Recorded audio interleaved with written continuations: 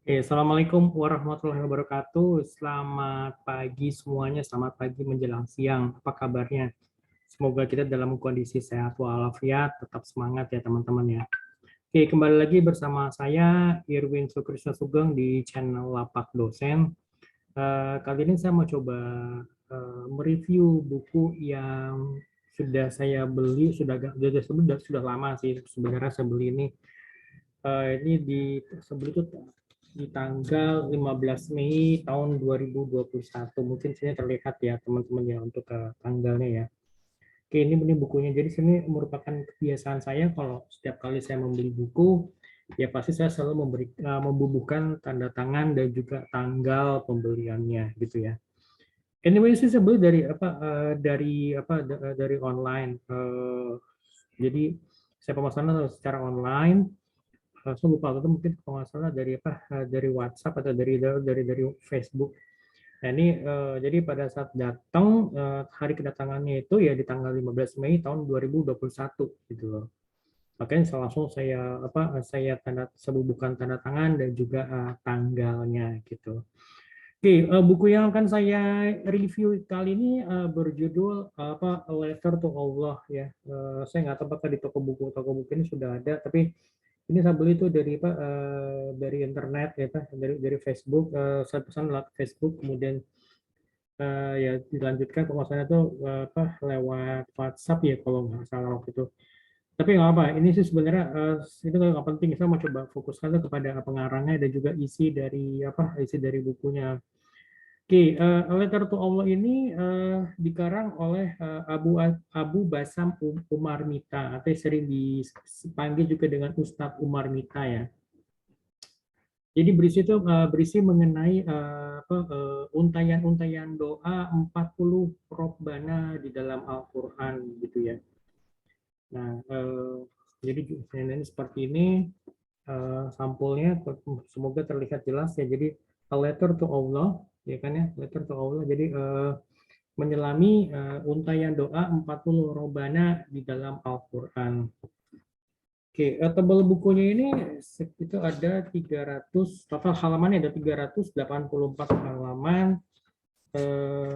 Ya, berikut dengan daftar isi, kemudian juga ada pedoman transliterasi dari huruf Arab ke huruf Latin gitu kan ya. Kemudian ada daftar isi, pengantar penulis dari Ustadz Omar Mita, kemudian juga dari pengantar penerbitnya ada, kemudian juga mukadimahnya yang ditulis oleh pengarangnya itu Ustadz Umar Mita, baru masuk kepada bab satu adalah mengenai fikih doa gitu ya. Jadi di sini ada yang cukup menarik dari mukadimahnya yang ditulis oleh Pak Ustadz, itu adalah mengenai ada beberapa hal. Sebentar, banyak banyak banyak yang menarik sih gitu loh, jadi seperti itu. Jadi di sini aneh dan menarik adalah di sini saya coba kutip ya, di halaman 14 dari mukadimahnya ini. Di antara doa yang begitu istimewa dalam Al-Quran ialah doa yang dimulai dengan kata Robbana. Apabila kita telisik dalam tata bahasa, kita akan menjumpai bahwa kata Robbana tertulis tanpa huruf panggilan atau harfun nida. Tujuannya untuk memberi atmosfer kedekatan antara manusia yang berdoa dengan zat yang ia mintai hajatnya. Gitu ya. Kemudian juga di bab 1 mengenai fikih doa. Jadi di sini Pak Ustadz Umar Mita ini menjelaskan ada beberapa hal-hal yang harus diperhatikan ketika kita berdoa. Yang pertama itu adalah ikhlas berdoa hanya kepada Allah, gitu ya, dengan tujuan mendekatkan kepadanya, gitu kan. Lalu yang kedua memuji Allah, gitu ya, gitu kan. Lalu yang ketiga adalah bersalawat kepada nabinya. Jadi ini seperti yang ditulis oleh Pak Ustadz. Umar bin Khattab pernah mengatakan, sesungguhnya doa akan terhenti di antara langit dan bumi, ia tidak akan naik sehingga kamu berselawat kepada nabimu. Gitu. Lalu yang keempat, bertobat sebelum meminta, bertobat sebelum meminta, gitu kan ya. Yang kelima, sepenuh keyakinan hati. Jadi dari Abu Hurairah, Rasulullah Shallallahu Alaihi Wasallam bersabda, berdoalah kepada Allah dalam keadaan yakin akan dikabulkan. Dan ketahuilah bahwa Allah tidak akan mengabulkan doa dari hati yang lalai, gitu kan ya. Lalu yang keenam, jangan terburu-buru, gitu kan ya. Lalu yang ketujuh, merengeklah, dalam artian atau dalam kurung, mengulang terus-menerus serta tanpa henti untuk meminta, gitu kan. Lalu yang kedelapan, janganlah prematur dalam mengambil kesimpulan. Kesembilan, memilih waktu yang mustajab, gitu kan. Yang ke-10, memilih tempat dan kondisi yang terbaik, gitu loh. Dan di sini Pak Ustadz juga menulis dari Atta, ia berkata, Abu Hurairah radhiyallahu anhu pernah berkata, sesungguhnya pintu-pintu langit terbuka ketika jihad fisabilillah sedang berkecamuk, ketika turun hujan, dan ketika iqomah sholat wajib. Manfaatkanlah untuk berdoa ketika itu. Jadi ketika waktu tersebut, gitu. Jadi pada saat jihad fisabilillah sedang berkecamuk, ketika turun hujan, dan ketika iqomah sholat wajib, gitu ya. Lalu yang ke-11, dengan suara lirih, bukan dengan volume suara yang tinggi. Lalu yang ke-12, mengangkat tangan serta menghadap kiblat. 13, cara mengangkat tangan. Nah, sini Pak Ustadz juga menuliskan, diriwayatkan oleh At-Tabrani dalam Al-Mujam Al-Kabir nomor 12234 dengan lafal, ketika berdoa beliau menghadapkan telapak tangannya pada wajah, gitu ya. 14, tidak dibuat bersajak yang memberatkan diri, tapi pilihlah doa yang terdapat dalam Kitabullah dan As-Sunnah, gitu ya. 15, tinggalkanlah harta dan makanan yang haram. 16, bujuklah ia dengan ketaatan yang lahir dari pendoa. Oke. Kemudian 17, jangan engkau doakan keluarga dan saudaramu dalam keburukan. Jadi Pak Ustadz menulis, sekecewa apapun kita terhadap keluarga, seseorang yang paham akan sunnah dan ilmu pasti akan menghindari doa-doa yang lahir dari kekecewaan dan amarah. Karena dua hal tersebut selalu menjadi pilihan setan untuk ditunggangi hingga menjadi sebab dan lahirnya penyesalan dan keburukan. Doa para hamba akan senantiasa dikabulkan selama tidak berdoa yang isinya dosa atau memutus silaturahim. Lalu yang terakhir 18, berdoalah ketika dalam keadaan suci. Oke, itu seperti itu. Dan kemudian juga itu dari review dari. Nah, kemudian juga ketika doa, kemudian di bab 2 itu berjudul ketika doa diijabah oleh Allah, gitu kan ya. Dan kemudian juga nanti baru masuk kepada bab 3 itu baru bicara mengenai doa Rabbana yang pertama. Oke, kita lihat sini ya.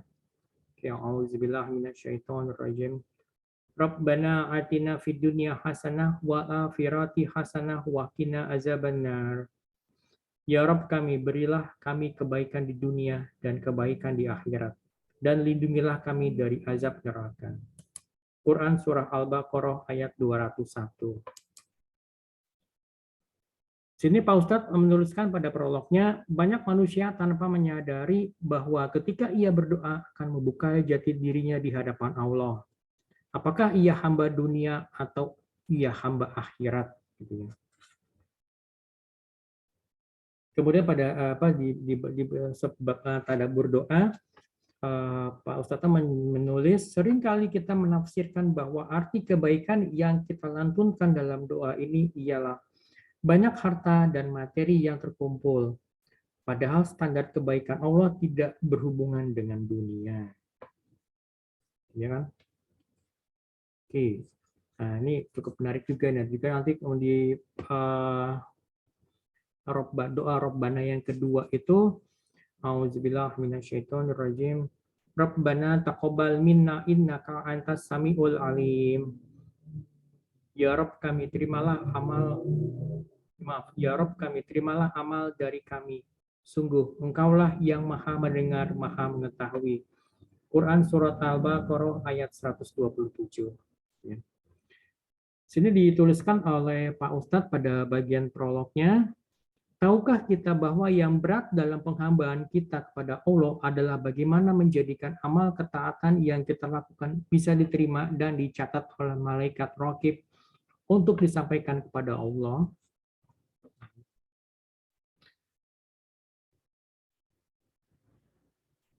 Kemudian ada juga satu tulisan yang menarik dari beliau ini. Kalau seorang pebisnis saja belum tentu sukses dengan apa yang ia rintis, kalau petani saja belum tentu berhasil panen dengan apa yang ia tanam, maka itulah hakikat beramal yang sesungguhnya. Sama sekali tidak ada jaminan amalan seseorang akan diterima oleh Allah Subhanahu wa taala. Ya, kemudian pada sebab tadabbur berdoa, salah satu indikator hati yang sehat ialah hati yang senantiasa berpikir tentang amal ketaatan yang telah ia kerjakan. Apakah amalan itu telah berada di sisi Allah, ataukah hanya menjadi seonggok amal tak berfaedah dari apa yang telah ia rangkai.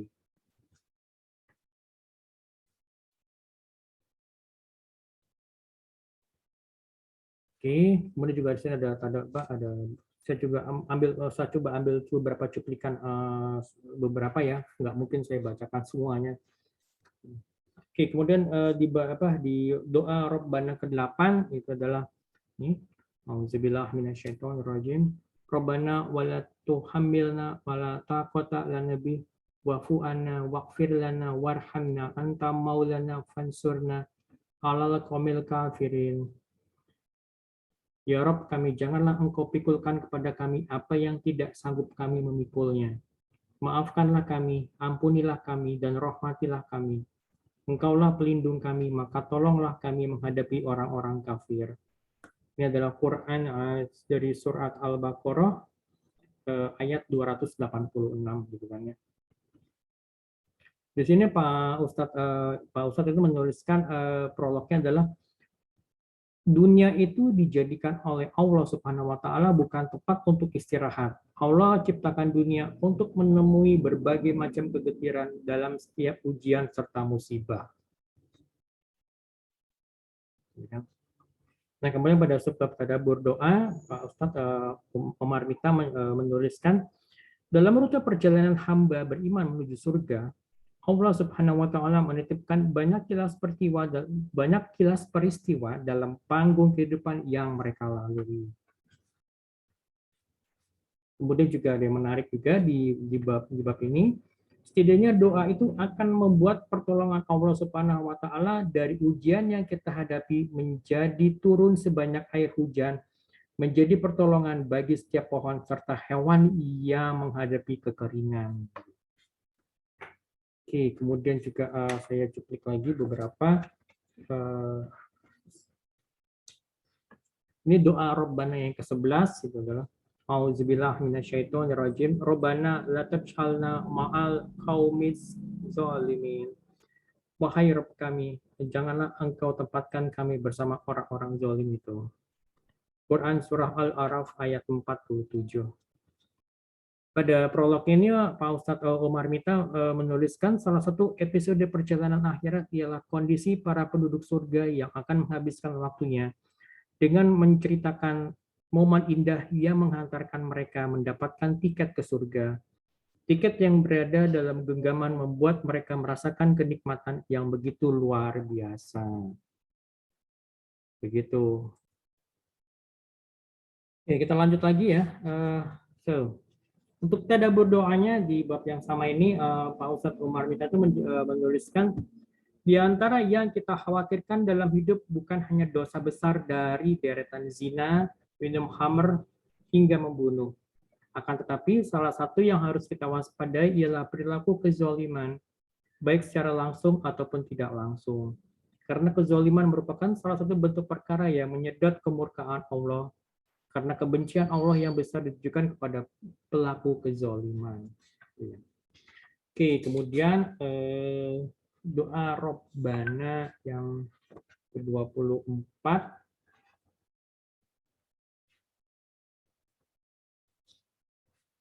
Oke, doa Robbana ke-24 itu adalah ya auzubillahi minasyaitonirrajim. Rabbana faghfir lana dzunubana wa kafir anna sayyi'atina wa tawaffana ma'al abrar. Ya Rob, kami ampunilah bagi kami dosa-dosa kami dan hapuskanlah dari kami kesalahan-kesalahan kami dan wafatkanlah kami beserta orang-orang yang banyak berbakti. Dari Quran Surah Ali Imran ayat 193. Dalam prolog ini, Pak Ustadz Umar Mita menjelaskan tahun dan abad telah berlalu, hari-hari terus berganti, melipat hari demi hari, menelan generasi demi generasi, hidup lalu mati, berganti lagi hingga Allah maaf, hingga Allah Subhanahu wa taala mewarisi bumi dan langit dengan seluruh isinya. Kemudian pada tadabbur doa, beliau menuliskan dalam kehidupan seorang hamba yang terpenting bukanlah bagaimana ia memulai, tetapi yang terpenting adalah bagaimana seseorang mengakhiri. Oke, kemudian untuk yang berdoa Robbana yang ke-29, memang saya ambil beberapa cuplikannya saja. Itu adalah auzubillah minasyaitonirrajim. Rabbana innana amana faghfir lana dzunubana wa qina azabannar.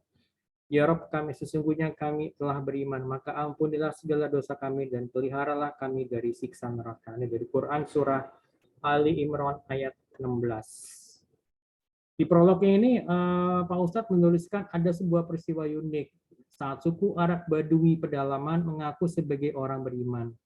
Lalu pengakuan mereka dinafikan oleh Allah dan baru dinyatakan sebagai orang Muslim. Pada tadabbur doa juga Pak Ustadz Umar Mita menuliskan ketika manusia berada di alam barzah, mereka akan menjumpai sebuah fitnah kubur dengan pertanyaan yang diajukan oleh malaikat mungkar nakir. Ketika mereka mampu menjawab pertanyaan tersebut, maka Allah akan berkata di atas arsy-Nya. Nah, ini perkataannya itu bisa dilihat di bukunya langsung. Oke, kemudian nah, ini seperti itu. Jadi ini buku ini terus terang sih kalau bagi saya ini sangat membuka wawasan saya mengenai doa-doa yang doa-doa Robbana yang ada di kitab suci Al-Qur'an ya. Ya, jadi ada 40 doa Robbana yang masing-masing tentunya pasti ada manfaatnya terutama bagi saya pribadi gitu kan pada saat saya membaca gitu ya. Nah, buku ini sih terus terang saja bagi saya ini sangat berguna dan juga saya mereferensikannya kepada teman-teman ya, semoga ini bisa terlihat ya. Nah, ini kan jadi sampulnya seperti ini gitu loh. Jadi nah. Oke, dari saya itu aja. Nanti untuk Pak Ustadz Umar Pikan juga dia memiliki channel YouTube. Nanti channel YouTube-nya akan saya tuliskan di kolom keterangan di bawah ini. Nanti teman-teman bisa melihat gitu ya. Oke, itu saja dari saya untuk teman-teman semuanya. Ya semoga apa yang saya review di hari Jumat ini bisa bermanfaat bagi teman-teman semuanya ya. Oke, baik. Terima kasih banyak semuanya. Sampai ketemu lagi untuk di book review lainnya ataupun juga pembacaan buku yang saya lakukan secara live. Terima kasih banyak. Sekali lagi, Assalamualaikum warahmatullahi wabarakatuh.